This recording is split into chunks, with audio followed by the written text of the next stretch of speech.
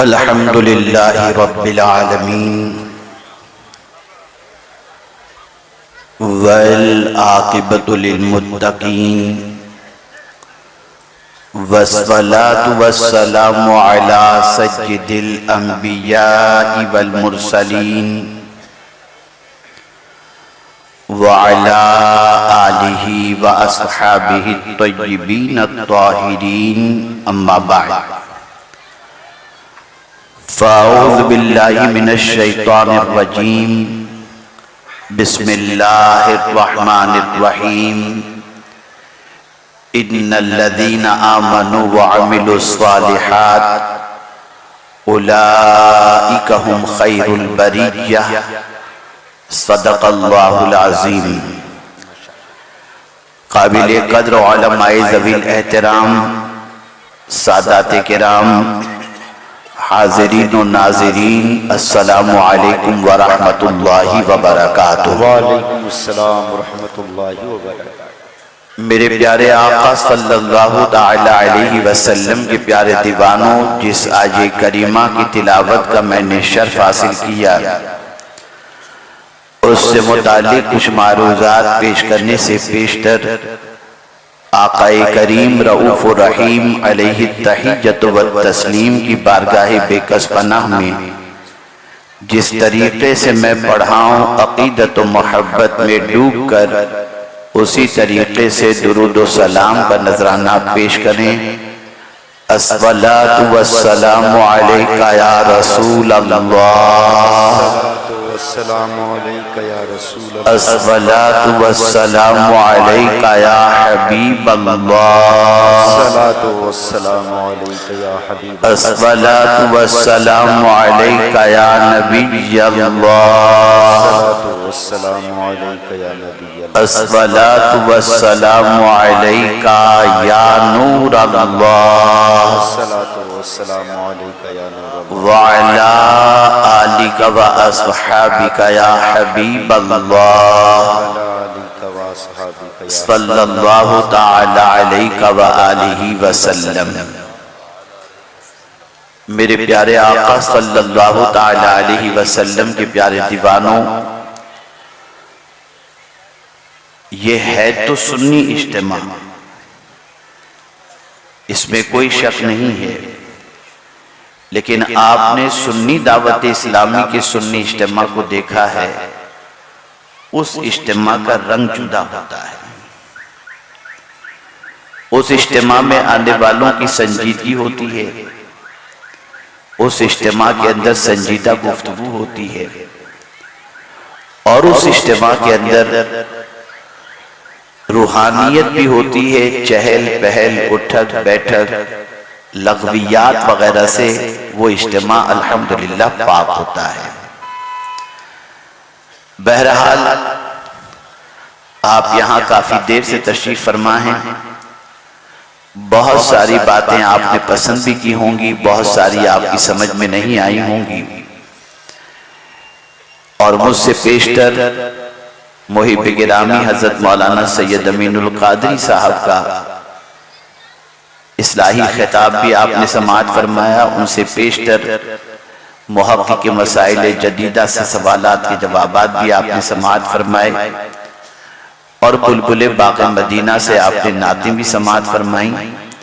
मैं थोड़ी देर के लिए आया हूँ, इसलिए कि मेरी आदत है, मैं किसी पर बोझ बनना नहीं चाहता, और न साथ ही साथ न सुनने वालों की कैफियत हो तो उसमें अल्लाह और उसके रसूल की बातों को सुनाने की कोशिश भी नहीं करता। मैं एक सवाल आपसे पहले पूछूंगा, उसके बाद में अपनी गुफ्तगू जो है वो जारी रखूंगा। पहले ये बताइए, आप संजीदगी से सुनना चाहते हैं?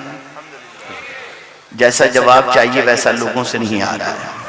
आप संजीदगी से सुनना चाहते हैं, पूरी तवज्जो के साथ?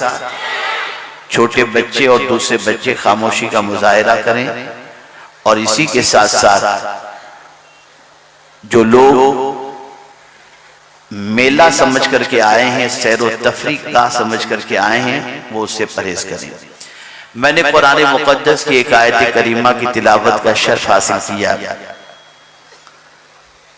जिसमें रब्बे कदीर जल्ल जलालहू मखलूक में सबसे बेहतर कौन उसका तस्करा फरमा रहा है। दुनिया का हर इंसान चाहता है कि मैं बेहतर बन जाऊं। कोई अपने लिबास की वजह से बेहतर बनना चाहता है, कोई गाड़ियों की वजह से बेहतर बनना चाहता है, कोई बंगलों की वजह से बेहतर बनना चाहता है, कुछ मादी चीजों के जरिए कोई बेहतर बनना चाहता है। लेकिन मेरे करीम ने एक ज़ाब्ता अता फरमाया, एक दस्तूर अता फरमाया और उसने वाज़ेह फरमा दिया कि मखलूक में बेहतर कौन है। तो कुरान मुक़द्दस में अल्लाह ने फरमाया इन्नल्लज़ीना आमनू व अमिलुस्सालिहात उलाइका हुम खैरुल बरिया। बेशक वो जो ईमान लाया और जिसने नेक अमल किया।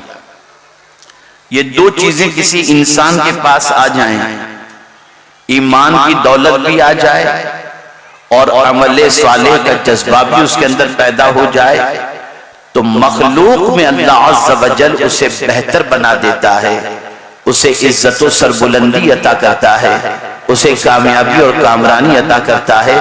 वो इंसान दुनिया के इंसानों के सामने भले गुर्बत की चक्की में पीसा जा रहा हो, उसके जिस्म पर कीमती लिबास भले न हो, उसके पास रहने के लिए झोपड़ा भले हो, उसके पास चलाने के लिए साइकिल भले हो, अगर उसके पास चटाई ही है, नर्म गद्दा नहीं, लेकिन अगर उसके पास ये दो दौलतें मौजूद हैं, ईमान और अमल सालेह, किसी इंसान के नजदीक वो कमतर हो सकता है, लेकिन मेरे मौला के नजदीक यही सबसे बेहतर इंसान है। बहुत अच्छा, माशाअल्लाह। मेरे प्यारे आका सल्लल्लाहु अलैहि वसल्लम के प्यारे दीवाना, मुसलमान के पास ईमान की दौलत तो किसी हद तक है और मुसलमान अपने आप को मोमिन जरूर कहता है, लेकिन अगर उसकी जिंदगी में झांक करके देखा जाए, बल्कि अगर मैं ये कहूँ तो गलत न होगा, इतना बड़ा मजमा है, इस मजमे के अंदर अगर आप तलाश करें और पूछें लोगों से कि आप में से कितने लोग ऐसे हैं जिन्होंने मगरिब की नमाज अदा की है, जिन्होंने आसर की नमाज अदा की है, जिन्होंने इशा की नमाज अदा की है, या इशा नहीं पढ़े तो घर जाकर पढ़ने का जिन्होंने ऐद किया हो या इरादा किया हो, तो आप महसूस कर सकेंगे कि ऐसे बराए नाम कुछ मिलेंगे। न नमाज का ठिकाना है, न वुजू का ठिकाना है, न पाकी का ठिकाना है, न इस्तिंजा के सिलसिले में कोई मसाइल की वाकिफियत है, कुछ भी नहीं। बल्कि जब गांव में जलसा होता है तो ये समझते हैं चलो बड़ा मेला लगा है, तफरीह करके आ जाते हैं। और अगर आप इस नीयत से नहीं आते तो फिर आपकी जिंदगियां बदलती क्यों नहीं है? आप नमाजी क्यों नहीं बन जाते? आप दीन क्यों नहीं सीखते? आप अल्लाह के बताए हुए रास्ते पर क्यों नहीं चलते? आप गुनाहों से तौबा क्यों नहीं करते? आप गंदी पिक्चरें देखना क्यों नहीं छोड़ते? पता चला सुधरने की नीयत से आने का जज्बा ही कम है, तफरीह की नीयत से आने का जज्बा इल्ला माशाअल्लाह। मैं सबकी बात नहीं करता और अल्लाह मेरी बदगुमानी को भी माफ फरमाए। आप अच्छी नीयत से भी आते होंगे, सवाब की नीयत से भी आते होंगे, लेकिन आज मैं आपको बताना चाहता हूँ, ऐ रसूल आज़म के दीवानों, हालात हमें जगा रहे हैं, माहौल हमें जगा रहा है और हमारी परेशानियां, हमारी मुसीबतें, हमारी तकलीफें ये हमारी मासियत की वजह से है। एक जुमला आपकी समातों के हवाले करता हूँ, जहन में रखिएगा, उलमा से इस्लाह की गरज से सुनने की गुजारिश करता हूँ। मुसीबत पहले नहीं आती, पहले मासियत फिर मुसीबत। पहले मासियत फिर मुसीबत। पहले इंसान गुनाह करता है फिर मुसीबत आती है। कुरान कहता है मा असाबका मिन मुसीबतिन फबिमा कसबत अयदीकुम, तुमको जो मुसीबत पहुंचती है वो तुम्हारे हाथों की कमाई। अल्लाहू अकबर। इसी जमीन पर जब इबादत करते थे, इसी जमीन पर जब सजदा रेज होते थे, इसी जमीन पर जब अल्लाह का जिक्र करते हुए चलते थे, इसी जमीन पर रात के सन्नाटे के अंदर अल्लाह को मनाने की और तौबा इस्तिग़फ़ार करने की आदत थी, तो मस्जिद के दरवाजे पर गैर मुस्लिम पानी का गिलास लेकर खड़ा होता था और कहता था ये नमाजी है, पढ़ के दम कर देगा तो मेरे घर का मरीज को शिफा नसीब हो जाएगी। लेकिन आज हमारी सोच बदल गई, हमारी फिक्र बदल गई, हमारी आदतें बदल गई, हमारे नजरियात बदल गए, हमारी जिंदगी की रविश बदल गई। नतीजतन आज हम जहां खड़े हैं दुनिया उसे अच्छी तरीके से महसूस कर रही है। अगर आप सोसाइटी के अंदर बेहतर इंसान बनना चाहते हैं, आप अगर मुआशरे के अच्छे इंसान बनना चाहते हैं और अल्लाह के नजदीक बेहतर बनना चाहते हैं, अल्लाह की मखलूक के अंदर बेहतर बनना चाहते हैं, तो मेरे करीम ने एक ज़ाब्ता अता किया, ईमान और अमल साले। मोमिन बनकर के जियो और नेक अमल करो। ये दो चीजें अगर तुम इख्तियार कर लोगे तो ये किसी और का वादा नहीं, ये माबूद बरहक का वादा है। उलाइका हुम खैरुल बरिया। ए रसूल रहमत सल्लल्लाहु अलैहि वसल्लम के दीवानों, हम चाहते हैं कि गुनाह करें और दुनिया इज्जत दे, हम चाहते हैं कि आवारगी करें और दुनिया इज्जत दे, हम चाहते हैं दीन के रास्ते से हट करके चले और दुनिया इज्जत दे। कभी इज्जत नहीं मिल सकती। याद रखें, कांटे का बीज बो करके गुलाब की उम्मीद रखना यह हिमाकत के अलावा और कुछ नहीं है। गुलाब का बीज बोओगे तो गुलाब निकलेगा, कांटे के बीज बोने के बाद गुलाब की उम्मीद नहीं रखी जा सकती। मैं जब कभी झारखंड की सरजमीन पर, बिहार की सरजमीन पर, बंगाल की सरजमीन पर और यूपी की सरजमीन पर आता हूं तो मैं बहुत भोले भाले चुलबुले नौजवानों की एक बड़ी तादाद देखता हूं जो बेचारे दीन के नाम पर आ जाते हैं, लेकिन उनको न बात करने का शऊर होता है, न बैठने का शऊर होता है, न हाथ मिलाने का शऊर होता है, न उनके पास कोई तालीम होती है। बस आकर के बैठ जाते हैं, अच्छी बात लगी तो कुछ गुनाहों से तौबा कर ली, और अगर कोई बात समझ में नहीं आए तो बड़ा मजा आया, फिर हंसते खेलते मौज मस्ती करते हुए चले जाते हैं। आज एक वाकया मैं आपको सुनाना चाहता हूँ, खासतौर पर मेरे उन नौजवान बच्चों को जिनकी उम्र बहुत कम है। आप इनकलाब ला सकते हो, आप मुआशरे को संवार सकते हो। कैसे? मैं आपको बंगाल का एक वाकया मेरा अपना बताऊं। मेरे एक दोस्त है मुफ्ती साहब, उन्होंने बड़ी रिक्वेस्ट की मुझे कि आप मेरे यहाँ चलें। मैं उमूमी तौर पर बहुत सारे इस किस्म के इलाकों से थोड़ा सा डरता हूँ, घबराता हूँ, लेकिन उनके इसरार पर मैं उनके इलाके में गया। सफर था। जब उनके गांव में हम पहुंचते हैं तो गांव में एंटर होते ही एक अच्छी इमारत थी, उन्होंने वो इमारत बताई। बोले हजरत ये इमारत देख लीजिए आप। मैं देखा, बोले हजरत ये स्कूल है। मैंने कहा माशाअल्लाह, आपके छोटे से गांव में इतना बड़ा स्कूल? बोले हाँ। फिर उसके बाद कयामगाह पर पहुंचे, चाय नाश्ता हुआ और फिर गुफ्तगू का सिलसिला शुरू हुआ। मेरे बच्चों गौर से सुनो, कान खोल करके सुनो, अच्छी तरीके से सुनो।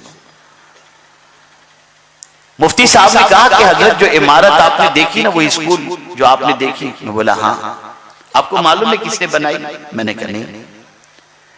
कहा जिस कमेटी ने आज आपको बुलाया है उस कमेटी के 200 मेंबर हैं, जिसमें से 20 ऐसे मेंबर होंगे जो कोई अच्छा काम करते हैं। मिसाल के तौर पर कोई पीयूपी का काम करता है, कोई फर्नीचर का काम करता है। इस तरीके के 20 लोग होंगे और 180 या गालिबन 160 मेंबर ऐसे हैं जो बड़े शहरों की होटलों के अंदर बर्तन साफ करते हैं। 200 मेंबरों की वो जमात, वो कमेटी, जिसमें से 160 या 180 बच्चे बेंगलोर, मुंबई, कलकत्ता, दिल्ली, वहां की होटलों के अंदर बर्तन साफ करते हैं। इन 200 बच्चों ने मिलकर ये स्कूल बनाया है। मैंने कहा इन बच्चों के दिल में स्कूल की तड़प कैसे पैदा हुई? अब मुफ्ती साहब का जवाब सुनिए। उन्होंने जवाब में कहा कि हजरत, ये जब सेठों के बच्चों को होटल में आता देखते थे ना, तो इनका दिल अंदर से उड़ता था और ये सोचते थे कि क्या हमारे बेटे भी इनके बेटे जैसे बन सकते हैं। तो जहन में उनके बात आई, अगर हमारे बच्चों ने इल्म हासिल कर लिया तो इनके बच्चे जैसे बन सकेंगे, और अगर जाहिल रहे तो हमारी तरफ बर्तन साफ करते रहेंगे। इन सब लोगों ने कतरा कतरा जमा किया और आज ये बेहतरीन स्कूल इन्होंने तामीर किया है। और आज इस स्कूल के अंदर सैकड़ों बच्चे पढ़ रहे हैं जो आगे चल चल के बेहतरीन इल्म के जेवर से आ रहा है। मेरे बच्चों तुम भी अपनी सोच बनाओ, तुम भी मुआशरे के अच्छे बच्चे बनो, तुम भी सोसाइटी के अच्छे इंसान बनो। तुम्हारे अंदर भी एक जज्बा होना चाहिए, तुम्हारे पास भी दिल है, तुम्हारे पास भी दिमाग है, तुम्हारे पास ईमान की दौलत है। सिर्फ कमी है तो इस चीज की कि तुम्हारे पास कोई गाइडलाइन नहीं, तुमको कोई संभालने वाला नहीं, तुमको कोई संवारने वाला नहीं।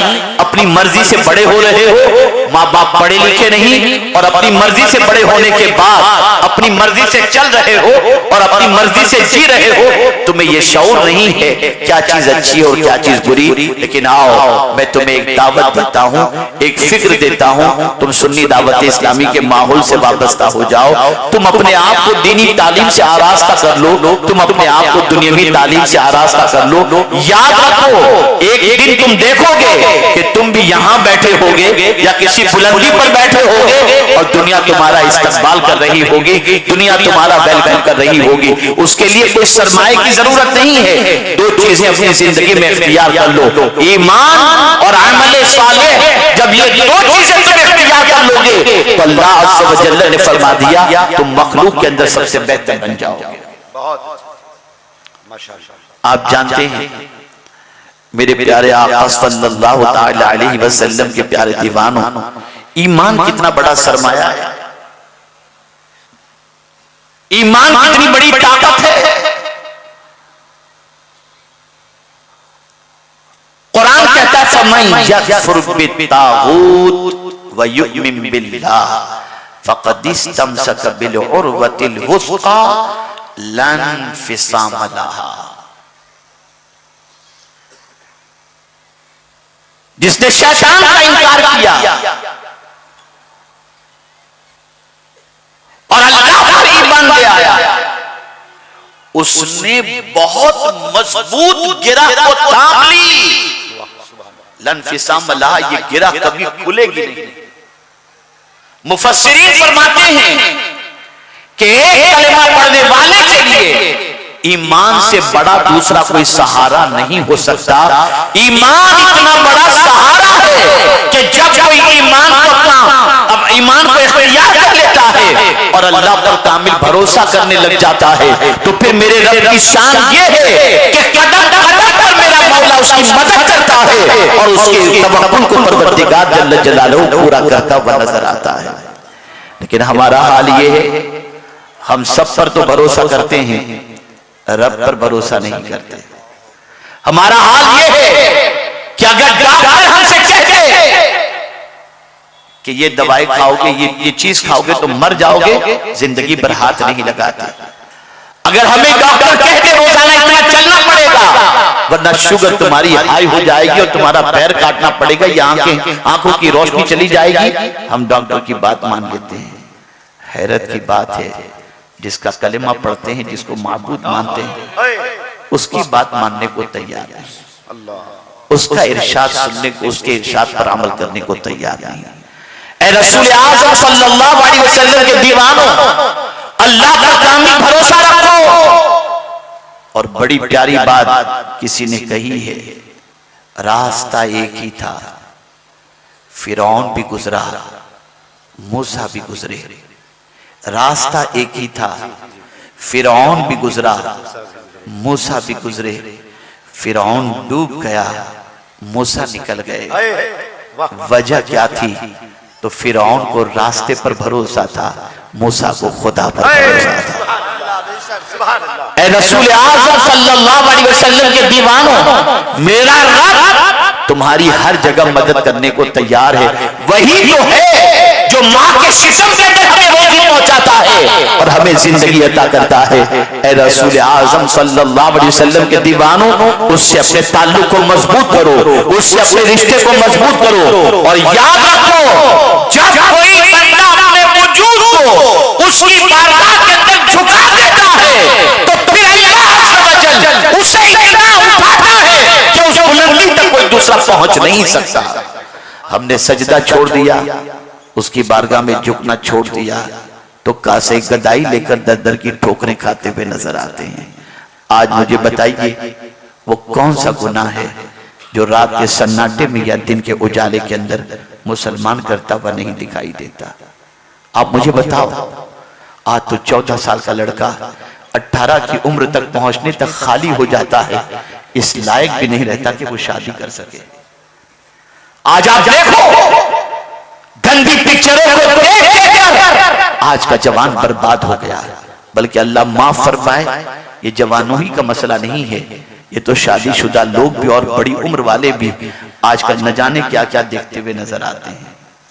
क्या हो गया है? हजरत बायजीद बुस्तामी अलैहिर्रहमा के पास एक शख्स आया और उसने आकर के कहा, हुजूर तकरीबन गुनाहों से अल्लाह ने मुझे तौबा की तौफीक अता फरमा दी, लेकिन एक गुनाह ऐसा है जिससे मैं बच नहीं पाता। हजरत बायजीद बुस्तामी अलैहिर्रहमा ने उससे पूछा, नहीं वो कौन सा गुनाह?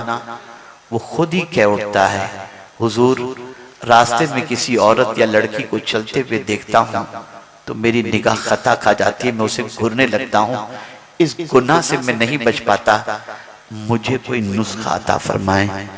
वो बुजुर्ग हजरत बायजीद बुस्तामी अलैहिर्रहमा ने जवाब में इरशाद फरमाया, बेटे एक नुस्खा तुझे देता हूं और वो ये है, जब तेरा नफ्स तुझे किसी हराम चीज को देखने के लिए वरगलाए और शैतान तुझे वरगलाए तो ये तसव्वुर जहन में रखना, तू उसे देख रहा है और तेरा खुदा तुझे देख रहा है। वो शख्स जब ये सुनता है, सुनने के बाद चला गया, 15 दिन के बाद पलट करके आया तो बायजीद बुस्तामी से कहता है, हजरत खुदा देख रहा और मैं हरामकारी करूं, मुझसे नहीं हो पाता, मुझे अल्लाह ने तौबा की तौफीक अता फरमा दी।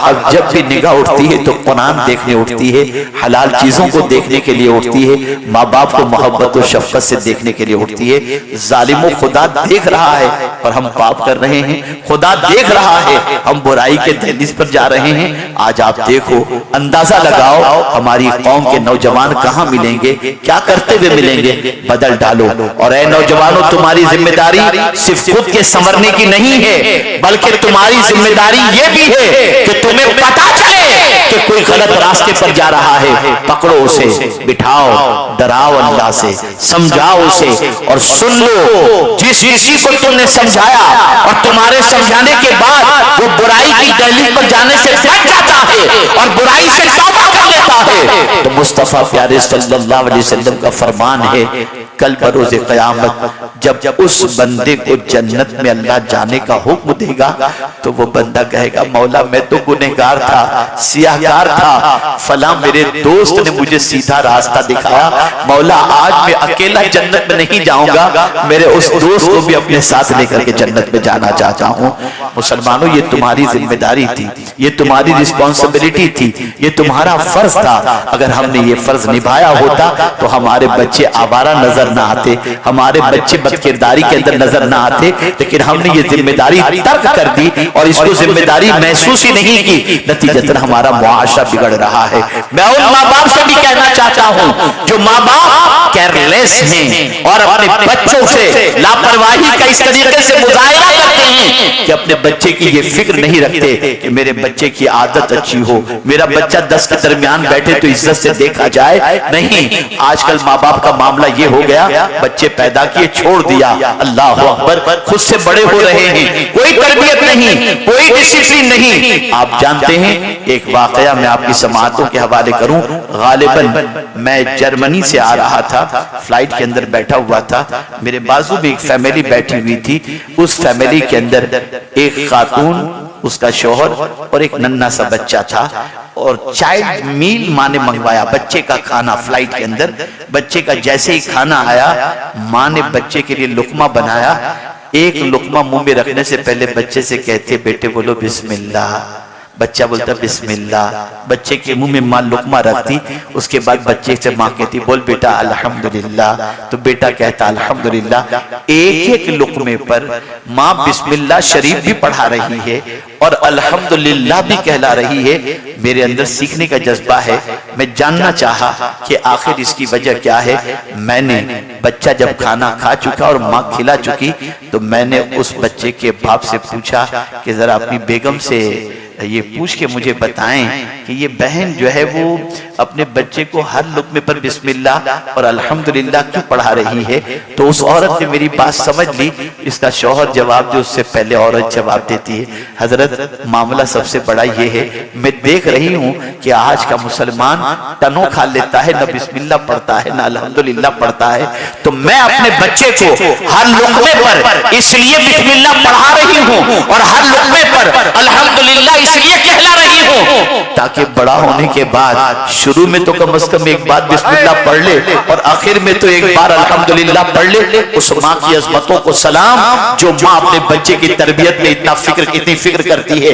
लेकिन आज की माएं सीरियल देख रही हैं, बच्चा दूध के लिए रो रहा है, माँ को फिक्र नहीं है, टहलने के लिए निकल रही है, बच्चा तड़प रहा है, माँ को फिक्र नहीं है, बाप कमाने के लिए निकल रहा है, बच्चा तड़प रहा है, बाप को फिक्र नहीं है। सुन लो, हदीस मुस्तफा सल्लल्लाहु अलैहि वसल्लम है, कुल्लुकुम राइन व कुल्लुकुम मसऊलुन अन रइयतिही। याद रखो, हर बच्चे के बारे में उसके माँ बाप से क़यामत के दिन पूछा जाएगा। क्या आप नहीं चाहते कि आपके इस इलाके के बच्चे, आपके बच्चे ऐसे बन करके यहां से निकलें कि पूरी दुनिया में उनका नाम हो? क्या आप नहीं चाहते कि 10 के दरमियान आपका बच्चा बैठे तो आपके बच्चे को इज्जत की निगाह से देखा जाए? अगर आप चाहते हैं तो आप उसके लिए वक्त दीजिए, उसके पीछे टाइम सर्व कीजिए।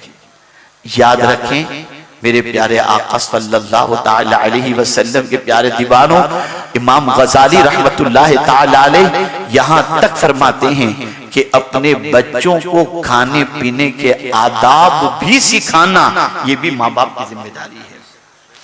सिखाते हैं, खुद ही को नहीं मालूम तो क्या सिखाएंगे, कैसे सिखाएंगे? अब अगर कोई ये तसव्वुर करता हो, मौलाना आप कह रहे हैं लेकिन हमारे यहाँ तो मसला ये है कि कल क्या हमें खाना है उसकी फिक्र है, अब ये सारी चीजें कहां से करें? तो मैं आपको बताऊं, गुर्बत इतनी भी नहीं है जितनी रसूल आजम सल्लल्लाहु अलैहि वसल्लम के दौरे पाक के अंदर सहाबा के अंदर थी। आप जरा सोचो, ग़ज़वे उहद में शहीद होने वाले सहाबा के पास कफन भी पूरा नहीं था। अल्लाह, आप जानते हैं कि आज सैयदुश शुहदा सैयदना अमीर हमजा रदियल्लाहु ताला अन्हु, हजरत मुसअब इब्न उमैर, हजरत अब्दुल्लाह इब्न जहश रदियल्लाहु ताला अन्हुम का जहां मज़ार अक़दस मौजूद है, उनकी तदफीन के लिए क्या चीज थी? एक चादर। ऊपर का हिस्सा ढांका जाता तो नीचे का हिस्सा खुला रहता था, और नीचे का हिस्सा ढांका जाए तो ऊपर का हिस्सा खुला रहता था। आज मुसलमान दुनिया में कहीं भी मरे उसे पूरा कफन तो मिल जाता है, लेकिन उस वक्त ये भी नहीं था। लेकिन आप जानते हैं आका करीम सल्लल्लाहु अलैहि वसल्लम के वो सहाबा जो गुर्बत की इतनी चक्की में पीसे जा रहे थे, लेकिन बावजूद ईमान का वो पहाड़ थे कि दुनिया के नाम से कल भी लरजती थी और आज भी लरजती भी नजर आती है। गुर्बत किसी चीज में रुकावट नहीं बनती। खुद मेरे आका सल्लल्लाहु अलैहि वसल्लम की हयात तैयबा तो देखें, अल्लाह अकबर। मैं अक्सर कहा करता हूं, एक गरीब, चलो रख दो वहीं रख दो बेटा, जाओ बैठ जाओ। एक मतलब दुरूद शरीफ पढ़ें, अल्लाहुम्मा सल्ली अला सय्यिदिना व मौलाना मुहम्मद मादिनिल जुद वल करम व आलि व सहाबी बारिक वसल्लम। एक गरीब बाप अपनी बेटी को ब्याह कर घर से रुखसत करना चाहे और वो ये सोचे कि मैं नबी की सुन्नत पर अमल करते हुए अपनी बेटी को रुखसत करूं, खुदा की कसम दुनिया में आज ऐसा कोई भी इंसान नहीं मिलेगा जो नबी की सुन्नत के मुताबिक अपनी बेटी को विदा न कर सकता हो। वो रसूल रहमत सल्लल्लाहु अलैहि वसल्लम जिनकी लहके जिगर खातून जन्नत, कौन रसूल आज़म? मालिके कौनैन, गोपास कुछ रखते नहीं, दो जहां की नेमतें हैं, उनके खाली हाथ में, जन्नत उनकी, जन्नत की नेमतें उनकी। वो अगर चाहें तो अपनी बेटी के लिए हूर को जमीन पर खिदमत के लिए उतार कर पेश कर सकते हैं, लेकिन बेटी आती है हाथ में छाले पड़े हुए हैं। सरकार, घर का काम करते करते थक जाती हूं, ये देखिए ना मेरे हाथ, कोई कनीज मुझे दे दें ताकि मेरा हाथ बटाए और खिदमत में मेरा साथ दे। कुर्बान जाइए, मेरे आका को अपना गरीब उम्मती याद आ गया कि कल मेरा गरीब उम्मती अगर उसकी बेटी भी उसके पास आएगी और आकर के कहेगी अब्बा जान मुझे कोई काम वाली दे दीजिए, मैं घर का काम करते करते थक जाती हूं, अगर आज मैंने मेरी बेटी को कनीज दे दी तो मेरे उम्मती को भी अपनी बेटी को मेरी सुन्नत पर अमल करते हुए कोई काम वाली देनी पड़ेगी। लेकिन अगर मेरे उम्मती के पास ये नहीं हुआ तो क्या होगा? तो क्यों न मेरी बेटी को मैं ऐसी चीज दे दूं कि मेरा गरीब उम्मती भी अपनी बेटी को दे सकता हो। फौरन खातून जन्नत से फरमाया, बेटी अगर तुम काम करते करते थक जाती हो ना तो सुनो, 33 बार सुभान अल्लाह पढ़ लो, 33 बार अल्हम्दुलिल्लाह पढ़ लो और 34 बार अल्लाहु अकबर पढ़ लो, तुम्हें थकान नहीं लगेगी। आप मुझे बताइए, एक गरीब बाप अपनी बेटी को देना चाहे तो ये देकर रसूल आज़म की सुन्नत पर अमल कर सकता है। हम क्यों हुजूर की जिंदगी को भूल गए? हम आक़ाए करीम सल्लल्लाहु अलैहि वसल्लम की हयात तैयबा को क्यों पसे सिस्टम में डाल दिया और हमने अपनी जिंदगी को ताजुशात के अंदर कैसे गिरफ्तार कर दिया? बदलो अपनी सोच को। मैं आपसे काफी उम्मीदें वाबस्ता रखता हूं, मुझे काफी तवक्कुआत आपसे हैं और अब तो अल्हम्दुलिल्लाह यहां पर एक ऐसा इदारा भी कायम हो चुका है जिस इदारे के अंदर तालीमी मयार इतना बुलंद है कि मुस्तकबिल बड़ा ताबनाक नजर आता है। मौलाना अजहर साहब जो है माशाअल्लाह, जो हमारे दिल मोहम्मद भाई के भतीजे हैं, जो इदारा उन्होंने कायम किया है, तालीमी मयार बहुत स्ट्रॉन्ग है। अल्लाह अज़्ज़ व जल उन्हें कामयाबी से हमकनार फरमाए और उनके मुस्तकबिल को ताबनाक बनाए। बच्चों पढ़ो, छोड़ दो गुनाह से अपने ताल्लुक को, छोड़ दो गुनाह से रिश्ते को, छोड़ दो अपने आप की जिंदगी को बर्बादी के रास्ते पर ले जाने के लिए। आप जानते हैं, एक 6 साल का नन्हा सा बच्चा अपनी माँ को जब देखता है कि वो चूल्हा जला रही है तो माँ को ये काम करते देखकर उसकी आंखों से आंसू आ जाते हैं, रोने लगता है, गिरियोजारी में इतना गिरफ्तार हो जाता है जिसकी कोई इंतहा नहीं, बिलख बिलख करके वो रो रहा है। माँ ने पूछा, बेटे क्या गलती हो गई कि तू रो रहा है? तेरी उम्र तो अभी बहुत छोटी है, 6 साल का बच्चा तो इतना रो रहा है। माँ, आज मैंने तुझे देखा कि चूल्हा जलाने के लिए बड़ी लकड़ियों को तूने पहले आग में नहीं डाला, पहले तूने छोटी छोटी लकड़ियों को डाला। अगर कयामत में अल्लाह जहन्नम की आग को जलाने के लिए अगर मुझ जैसे छोटे बच्चे को पहले डालेगा तो क्या होगा? इस तसव्वुर ने मुझे बेचैन कर दिया है। ये छोटे से बच्चे थे, ये नन्हे से बच्चे थे। अभी कल ही मैंने अपनी गुफ्तगू में एक बात बताई, हजरत बायजीद बुस्तामी रहमतुल्लाह ताला अलैह वालिद बचपन में इंतकाल कर गए, 6 साल की उम्र है। माँ को किसी ने बताया कि फला मदरसे में मौलाना बहुत अच्छे हैं, बुजुर्ग सिफत हैं, अपने बच्चे को वहां दाखिला दिला दो, तुम्हारा बच्चा कुछ बन जाएगा। माँ हाथ पकड़ती है, बच्चे को लेकर जाती है। बुजुर्ग अर्ज करती है कि इनके वालिद का इंतकाल हो गया है और मैं इसे लेकर आपकी खिदमत में इसलिए हाजिर हुई हूँ कि आपका बड़ा नाम मैंने सुना है, मैं बस ये चाहती हूँ कि मेरा बच्चा वली बन जाए। क्या तमन्ना थी माँ की। आज की माएं अपने बच्चों को डांसर बनाना चाहती है, वो माँ कितनी अज़मत वाली जो अपने बच्चे को वली बनाना चाहती है। माँ ने ये कहा और कहा, मेरे बेटे को घर मत भेजिएगा हुजूर, घर आएगा तो इसका घर में दिल लग जाएगा, तालीम का नुकसान होगा, इसे हुजूर आपके पास रखिए। बच्चा रहने लगा। बायजीद बुस्तामी 6 साल की उम्र में पढ़ने के लिए गए, रुक गए। वक्त गुजरता गया, माँ की याद तड़पाने लगी। नन्हे से बच्चे की उम्र होती, नन्हे से बच्चे को माँ की याद नहीं आएगी तो किसकी याद आएगी? रात के सन्नाटे में रो रो कर अपनी रात गुजारने वाला ये बच्चा 6 महीने का अरसा गुजर जाता है। परेशान होता है कि 6 महीने हो गए मैंने अपनी माँ का चेहरा नहीं देखा। रोते हुए अपने उस्ताद के पास बायजीद पहुंचते और अर्ज करते हैं, हुजूर मुझे एक दिन की सिर्फ इजाजत दीजिए, मैं जाऊंगा, एक रात माँ के साथ गुजार कर मैं वापस आ जाऊंगा, मुझे एक दिन की इजाजत दीजिए। आंखों में आंसू देकर उस्ताद का दिल मोम हो गया। इरशाद फरमाया, जाओ बेटे मैं इजाजत देता हूँ, लेकिन एक दिन से ज्यादा मत रुकना। बच्चे ने कहा ठीक है। बायजीद घर पर गए, दरवाजे पे दस्तक दी, माँ माँ करके आवाज दे रहे हैं, अंदर से कोई जवाब नहीं आ रहा है। पहली बार आवाज दी, अंदर से कोई जवाब नहीं आया। दूसरी बार आवाज दी, कोई जवाब नहीं आया। तीसरी बार जरा बुलंद आवाज से कहा, माँ। अंदर से आवाज आई, कौन? बायजीद ने कहा कि तुम्हारा बेटा बायजीद। इतना सुनना था कि माँ ने अंदर से कहा, मेरा बायजीद अभी नहीं आ सकता, मेरा बायजीद उस वक्त आएगा जब वो वली बन चुका होगा। जब माँ ने ये कहा और दरवाजा नहीं खोला, बायजीद रोते हुए वापस मदरसे चले गए। 16 साल तक अपनी माँ के पास नहीं आए और उन्होंने मदरसे में इल्म हासिल किया। 16 साल के बाद एक रात हजरत बायजीद बुस्तामी के उस्ताद गिरामी को अल्लाह अकबर रसूल रहमत सल्लल्लाहु अलैहि वसल्लम ख्वाब में तशरीफ लाए। इरशाद फरमाया, सुनो, तुम्हारे पास ये नौजवान जो पढ़ रहा है ना बायजीद, मुबारकबाद उसे पेश करो, हमने उसे विलायत कुबरा का ताज अता कर दिया है।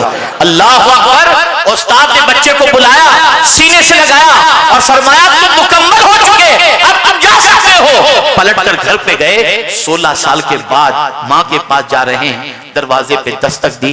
पहली ही बार दरवाजे पे दस्तक देते ही माँ ने अंदर से पूछा, कौन?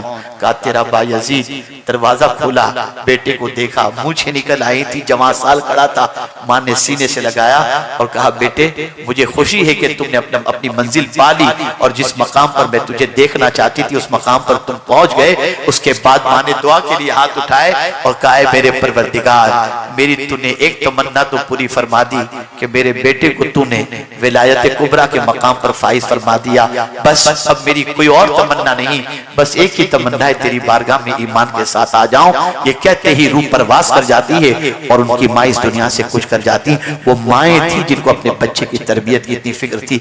नादानो, तुम्हारा बच्चा गलियों के अंदर गुल्ली डंडे खेल रहा हो, तुम्हें इसकी फिक्र नहीं होती। नंगा नाच कर रहा हो, तुम्हें इसकी फिक्र नहीं होती। डांस कर रहा हो, तुम्हें इसकी फिक्र नहीं होती। तुम कब अपने बच्चों के बारे में फिक्रमंद होगे? बदलो अपनी सोच को, बदलो अपने अफकार और नजरिया को। एक अच्छा इंसान बनाओ, एक अच्छा मुसलमान बनाओ, खुद भी परफेक्ट बनो, अपनी औलाद को भी परफेक्ट बनाओ। और दो चीजें अगर तुमने इख्तियार कर ली तो अल्लाह मखलूक के अंदर तुमको मुमताज पोजीशन अता फरमा देगा। और वो दो चीजें ये हैं, ईमान और अमल सालेह। अमल सालेह से मुराद इबादत, मुआमलात और अखलाक। इबादत में भी तुम पंक्चुअल, मुआमलात के अंदर भी तुम पंक्चुअल हो जाओ और इसी के साथ तुम्हारे अखलाक भी अच्छे हों। एक चीज नहीं कि 5 वक्त की नमाज भी पढ़ो, जैसा कि आज होता है कि बहुत सारे नमाज भी पढ़ते हैं, 5 वक्त की नमाज पढ़े और रात को जाकर के गाने देख रहे हैं, गजलें देख रहे हैं, पिक्चर देख रहे हैं। हज करके आए, कोई जिंदगी में फर्क नजर नहीं आता। तो ऐसा नहीं। एक जमाना भी था ना, आपको याद होगा या मेरी उम्र के जो लोग होंगे उन्हें याद होगा कि अगर किसी मोहल्ले का कोई शख्स हज करके आ जाता और मोहल्ले में कभी झगड़ा होता था ना, तो लोग कहते थे, हाजी साहब जो कह देना वो फाइनल, जो हाजी साहब कहते हैं। और आज हज के नाम पे पैसे लूटे जा रहे हैं, टूर वाला गायब हो रहा है। जरा देखो क्या हो रहा है, कहां चले गए। हम जब बिगड़ गए तो हमारे हालात बिगड़ गए, हम जब सही थे तो हमारे हालात भी सही थे। हमें संवरने की जरूरत है, हमें सीधे रास्ते का मुसाफिर बनने की जरूरत है, हमें गुनाहों से रिश्ता तोड़ने की जरूरत है। आज इतनी बड़ी तादाद में आप आए हो, अगर नबी से सच्ची मोहब्बत है तो आज एक वादा करके उठो, एक इरादा करके उठो, इंशाअल्लाह एक वक्त की नमाज कभी कज़ा नहीं करोगे। एक वक्त की नमाज भी कभी कज़ा मत करो। मुझे यहाँ एक बात याद आती है, मैं आपको बताऊं, अल्लाह अकबर। मेरे एक दोस्त हैं, उन्होंने मुझसे एक मर्तबा कहा कि हजरत, बचपने से मेरे माँ बाप ने मुझे नमाज का आदी बनाया है, लेकिन मैंने आज से कुछ दिनों पहले जो फज्र की नमाज पढ़ी ना, उस नमाज जैसी लज्जत मुझे जिंदगी में कभी नहीं मिली। तवज्जो चाहो, उस नमाज जैसी लज्जत मुझे कभी नहीं मिली। मैंने क्या ऐसी क्या खुसूसियत है, मुझे भी बताओ। उन्होंने कहा, मेरी आंख खुली तो मैंने घड़ी में देखा कि तुलुए आफताब के अंदर 7 या 8 मिनट बाकी थे। मैंने सोचा यार मैं अभी उठूंगा, इस्तिंजा करूंगा, वुजू करूंगा, इतने में तो वक्त चला जाएगा। चलो यार सो जाता हूँ, नींद कहाँ खराब करता हूँ। अब नमाज यूं भी कज़ा होने वाली है तो नींद अच्छी तरीके से हो जाए। लेकिन एक ख्याल ने मुझे बिस्तर से उठने पर मजबूर किया, और वो ख्याल ये था, अचानक मुझे हुजूर की हदीस याद आ गई कि मेरे आका फरमाते हैं नमाज में मेरी आंखों की ठंडक है। बस मेरे दिल ने कहा अगर मैं उठ के नमाज पढ़ लूंगा ना तो हुजूर की आंखों को ठंडक पहुंचेगी। मैं जल्दी से उठा, जल्दी जल्दी मैंने वुजू किया और 2 फर्ज ही मैंने अदा कर ली ताकि मेरी नमाज कज़ा न होने पाए। यकीन जाने उस नमाज की लज्जत में आज तक नहीं भूल सका जिस नमाज के बारे में मेरे जहन में ये तसव्वुर आया कि नमाज हुजूर की आंखों की ठंडक है। आप मुझे बताओ, नमाज कज़ा करते हो, हुजूर की आंखों को ठंडक नहीं पहुंचा रहे हो। अगर तुम हुजूर की आंखों को ठंडक पहुंचाओगे ना तो हुजूर तुम्हारी पूरी जिंदगी को सुकून से भर दिया करेंगे। कितने ताज्जुब की बात है, जो रसूल पूरी पूरी रात अपनी उम्मत के लिए रोते रहे, आज उसी रसूल के उम्मती पूरी पूरी रात गंदी पिक्चर देखने में खर्च कर क्या कर रहे हो? सुन्नी दावत इस्लामी का इज्तिमा तफरीह के लिए नहीं होता। सुन्नी दावत इस्लामी का इज्तिमा नामवरी के लिए नहीं होता। सुन्नी दावत इस्लामी का इज्तिमा भीड़ भाड़ इकट्ठा करने के लिए नहीं होता, शोहरत के लिए नहीं होता। सुन्नी दावत इस्लामी का इज्तिमा एक ही मकसद के लिए होता है, जो खुदा से दूर हैं उनको खुदा से करीब कर दो, जो हुजूर से दूर हैं उनको हुजूर से करीब कर दो। हम बस यही चाहते हैं गुनाह से रिश्ता टूटे और हुजूर से रिश्ता जुड़े। गुनाह से रिश्ता टूटे, खुदा से रिश्ता जुड़ जाए। आज से अपनी जिंदगी को तब्दील करो, आज से अपनी जिंदगी में इनकलाब लाने की कोशिश करो। मैं उम्मीद करता हूं कि इंशाअल्लाह अज़ीम आज के बाद आप अपनी जिंदगी के बारे में गौर करेंगे, अपनी जिंदगी के बारे में सोचेंगे, सीधे रास्ते के मुसाफिर बनने की कोशिश करेंगे। इरादा तो 15 मिनट से ज्यादा का कहने का नहीं था, लेकिन आपके ज़ौक़ समाअत ने मुझे बहुत ज्यादा कहने के लिए जो है वो आमादा किया। मैं आपका मशकूर हूँ कि बड़ी संजीदगी के साथ आपने अभी तक मेरी गुफ्तगू समाअत फरमाई। बस इतना सुन लें, अगर कोई शख्स इशा की नमाज में सुस्ती करता है और फज्र की नमाज में सुस्ती करता है तो हुजूर फरमाते हैं सल्लल्लाहु अलैहि वसल्लम, मुनाफिक पर 2 वक्त की नमाजें भारी हैं, इशा की और फज्र की। और जो शख्स जानबूझ करके एक वक्त की नमाज कज़ा कर दे, अल्लाह उस पर से अपने दस्ते अमान को उठा लेता है।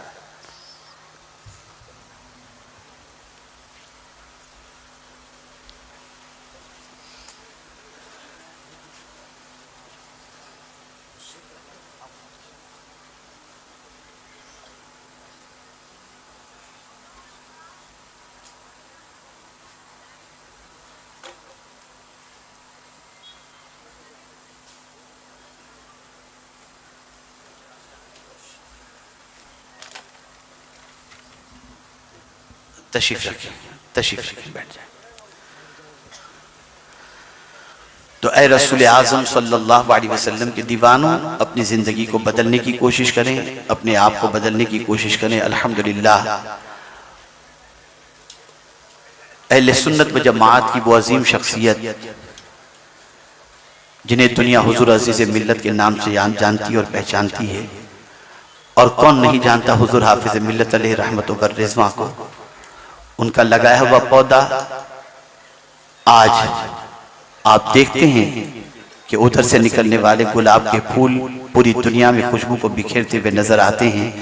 अल जामिअतुल अशरफिया मुबारकपुर के फर्जंद यहाँ पर काफ़ी तादाद के अंदर मौजूद हैं।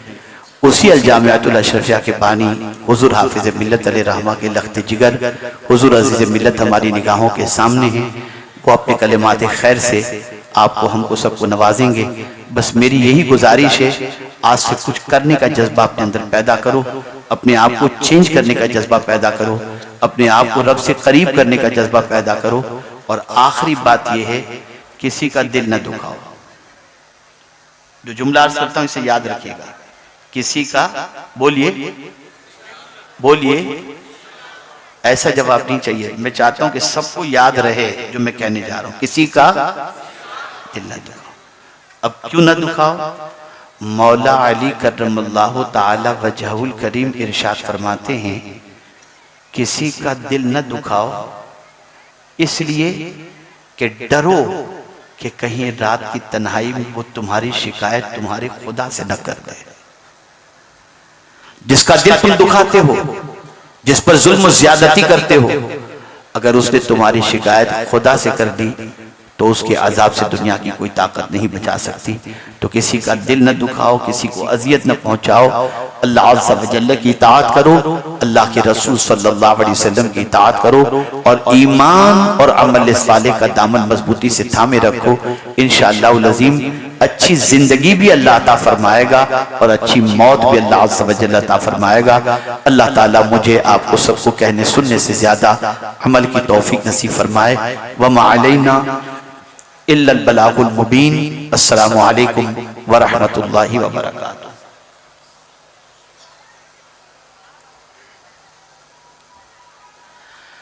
अब आपके सामने इंशाअल्लाह अज़ीम शहजादे हुजूर हाफिज मिल्लत हुजूर अजीज मिल्लत अपने कलेमाते खैर से हमको नवाजेंगे।